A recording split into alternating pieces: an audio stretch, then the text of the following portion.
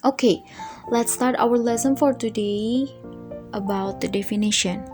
Nah, should ini sama seperti suggestion atau recommendation. Jadi memberikan saran atau juga rekomendasi. Nah, should dalam bahasa Indonesia itu sama seperti seharusnya atau sebaiknya.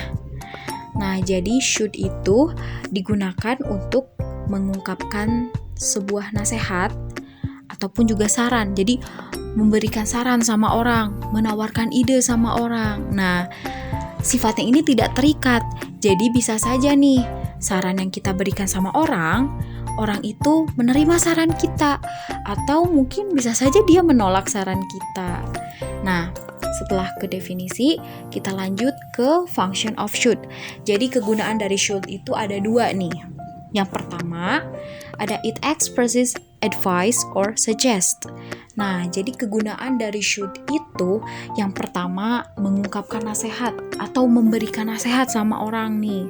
Nah, yang kedua juga ada it expresses the possibility.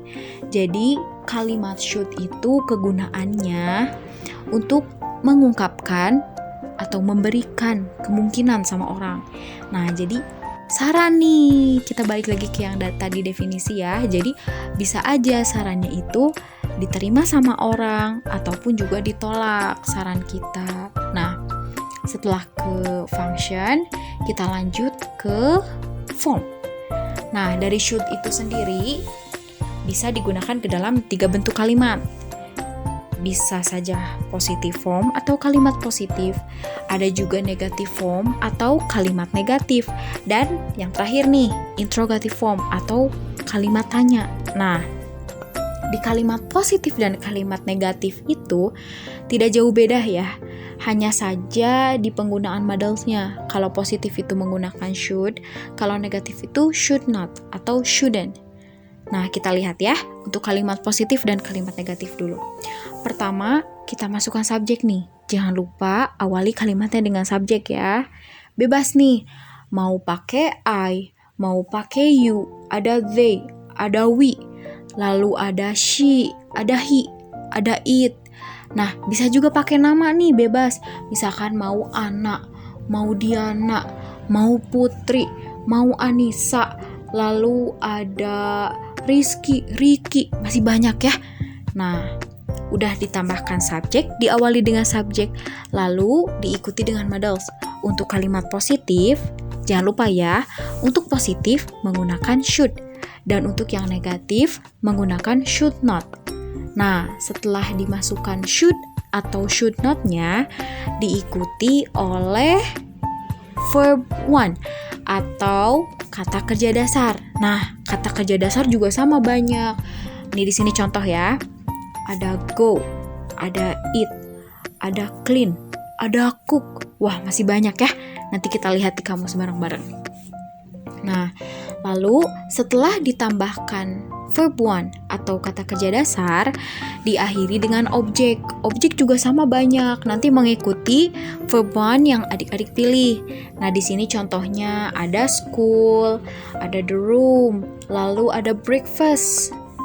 Nah, setelah kalimat positif dan kalimat negatif, kita beralih ke kalimat tanya atau negative form. Nah, berbeda dengan kalimat positif dan kalimat negatif ya. Di kalimat tanya itu tidak kita awali dengan subjek, tetapi di dalam kalimat tanya itu kita awali dengan should-nya. Nah, jadi kalimatnya itu diawali dengan should. Setelah should, kita tambahkan subjek, lalu kita masukkan kata kerja dasar, baru kita akhiri objek dan tanda tanya. Jadi untuk kalimat tanya itu atau negative form itu, yang pertama awali dulu dengan should-nya. Nah, setelah should baru kita masukkan subjek yang kita pilih.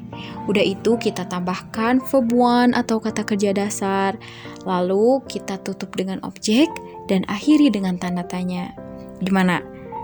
Udah lumayan paham? Biar lebih paham nih ya, kita ke contoh. Nah, di sini ada contohnya nih. Ada kalimat positif, ada kalimat negatif, dan ada kalimat tanya. Di kalimat positif, di sini ada nih, we should go to the festival. Kita seharusnya pergi ke festival. Nah, we di sini sebagai subjek, should di sini sebagai modelsnya, ada go nih. Go itu adalah verb one, kata kerja dasar. Lalu juga to the festival sebagai objek. Jadi di kalimat positif ini memberikan saran bahwa kita seharusnya pergi ke festival. Begitu. Gimana? Paham? Kita lanjut ke kalimat negatif ya. Nah, di kalimat negatif ada we shouldn't go to the festival atau we should not go to the festival. Jadi kita tidak seharusnya pergi ke festival nih. Nah, we di sini sebagai subjek, should not di sini sebagai model, ada go sebagai kata kerja dasar atau verb one, dan ada juga to the festival sebagai objek. Nah, jadi di kalimat ini itu memberikan saran bahwa kita tidak seharusnya pergi ke festival gitu. Nah, terakhir nih ya, ada kalimat tanya atau interrogative form. Di kalimat tanya, nih udah dijelasin ya tadi di awal, bahwa di kalimat tanya itu diawali dengan should, bukan subjeknya. Jadi di sini gini nih, should we go to the festival? Haruskah kita pergi ke festival? Nah, sarannya ini ada dua kemungkinan nih, ada dua possibility. Yang pertama, accepting the suggestion, menerima saran. Dan kedua juga ada declining the suggestion atau menolak saran kita nih. Cara jawabnya gini, kalau menerima menjadi yes, we should. Kalau menolak berarti jadi no, we shouldn't. Gitu, kita ke contoh selanjutnya ya.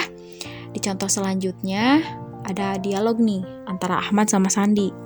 Ahmad nanya, Son, you want to join us to do math homework?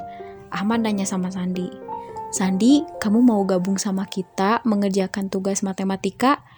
Terus Sandinya bilang, I'm sorry Ahmad, I have a toothache. Nah, Sandinya bilang, maafkan aku Ahmad, aku sakit gigi nih. Nah, Sandinya bilang gitu. Langsung Ahmad jawab nih, really? You should go to the dentist, son. Nah, Ahmad di sini ngasih saran sama Sandi. Benarkah? Kamu seharusnya pergi ke dokter gigi, Sandi. Gitu adik-adik.